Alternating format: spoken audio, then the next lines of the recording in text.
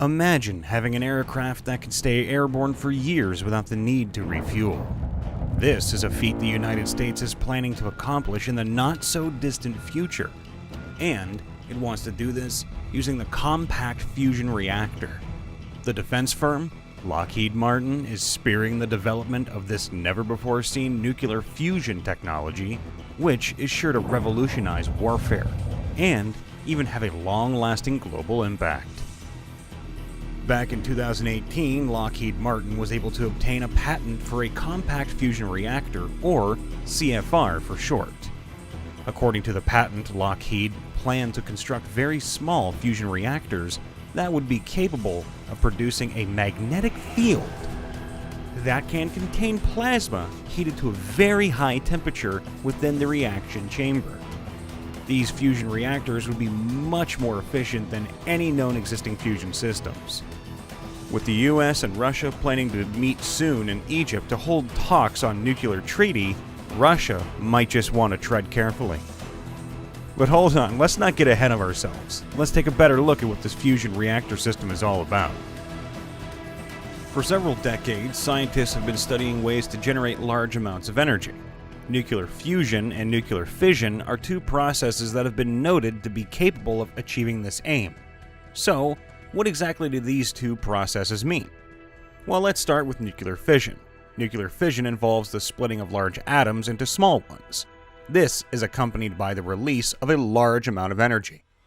Fission is common, and it has been incorporated into many processes. For example, nuclear submarines and supercarriers are powered by the energy produced by nuclear fission.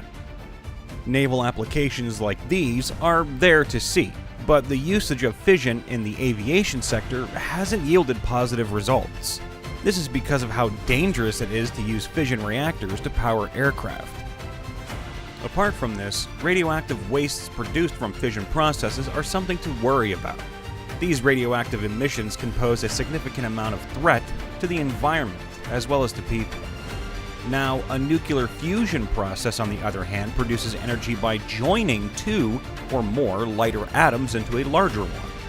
The process has an advantage over fission because it doesn't produce any emissions dangerous to the ozone layer, and its waste products can be much more easily managed. In addition to this, scientists also believe that it will be much more efficient than a fission process. A typical fusion reactor can be powered by two hydrogen isotopes called deuterium and tritium. These elements are relatively harmless in low dose.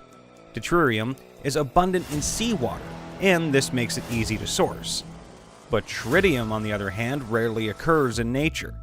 However, it can be produced from lithium, which is much more abundant in nature. But despite the benefits fusion offers, there hasn't been much progress made with it. Since the 19th century, scientists have been working round the clock to develop an efficient fusion reactor. However, the ones that have been successfully produced haven't quite hit the mark. So far, scientists have only been able to come up with very large and inefficient ones. And when I say large, I mean these reactors are the sizes of small buildings. Besides this, the reactors are also very expensive to build. For example, the International Thermonuclear Experimental Reactor, which is being built by a collaboration between 35 nations, has an estimated total cost of $50 billion and will weigh approximately 23,000 tons. Another problem associated with the fusion process is that their energy requirement is very large. For a fusion process to work perfectly, the reactor fuel requires heating to very high temperatures, usually in the millions of degrees of Celsius. Maintaining and containing this energy is difficult. Fusion reactors also require magnetic confinement systems. These are powerful magnetic fields which help to confine and control superheated plasma. A common magnetic confinement system is tokamak.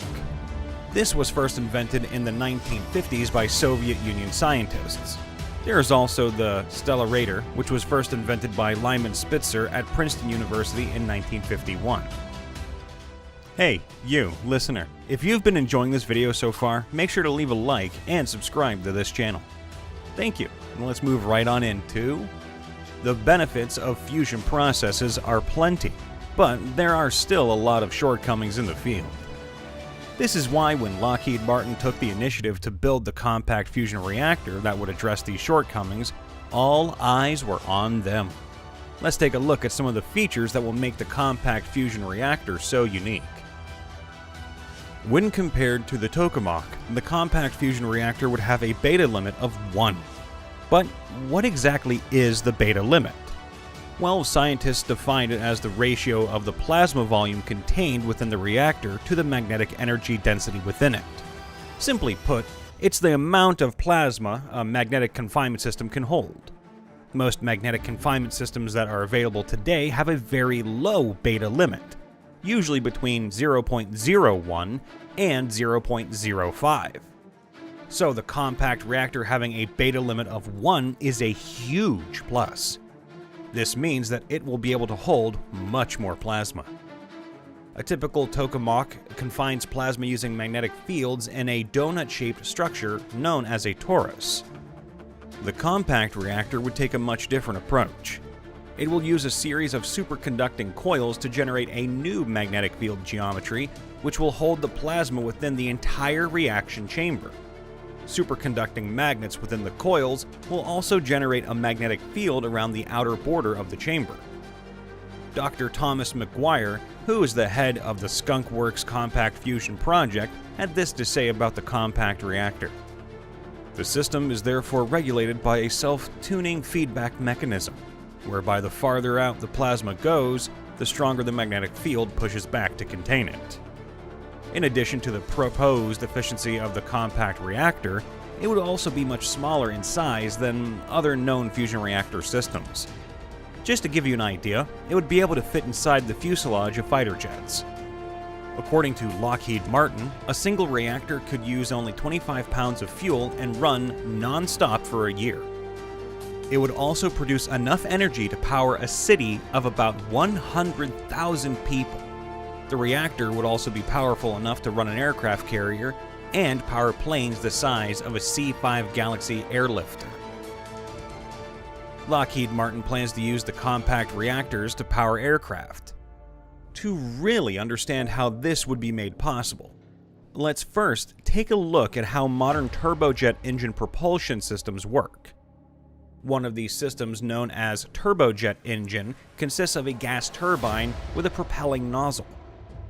The gas turbine itself has an air inlet, which includes a compressor, a combustion chamber, an inlet guide vanes, and a turbine that drives the compressor. When the engine sucks in air, the air is compressed by the compressor. Fuel mixes with this compressed air, and the mixture is ignited in the combustion chamber. This ignited air and fuel mixture, which reaches a temperature of more than 500 degrees Celsius, is allowed to expand through the turbine. It then passes out the nozzle at high speeds to provide thrust. Apart from turbojets, there is also the turbofan, which is an improvement on the turbojet design. A turbofan engine works almost similarly to the turbojet. However, a turbofan has an additional fan in the front of the engine, which takes some of the air from outside of it and blows it through the core of the engine before sending it back out to create forward thrust. This provides more efficient operation by allowing more airflow into and out of the engine than a turbojet can provide on its own. Well, according to Lockheed Martin, heat exchangers would take the place of the combustion chamber found in turbojet and turbofan engines. The heat exchangers would be able to produce thrust without the need for combustible fuels. The Air Force currently uses around 2 billion gallons of aviation fuel per year, and incorporating compact reactors into different aircraft would totally eliminate the need for combustible fuels. Now, apart from having aircraft that would be able to stay airborne for a long period of time without needing to refuel, the reactor could also power high-altitude drones. These drones would have the ability to remain airborne for months, and even years, and even could potentially replace satellites and other communication relay systems. But that's not all. The reactor could also be used to power new missile defense systems, as well as a wide range of advanced directed energy weapons. At this moment, a working compact reactor is still a way off. According to resources, a prototype that would be able to produce 100 megawatts of electricity might be ready in the next 5 years. But hopefully, we'll get to see it sooner than expected. So, what do you think of the immense potential of Lockheed's fusion reactor? Let us know in the comments section below. And of course, if you enjoyed this video, make sure to leave a like, subscribe, and obviously turn on the notification bell to be notified whenever new content drops.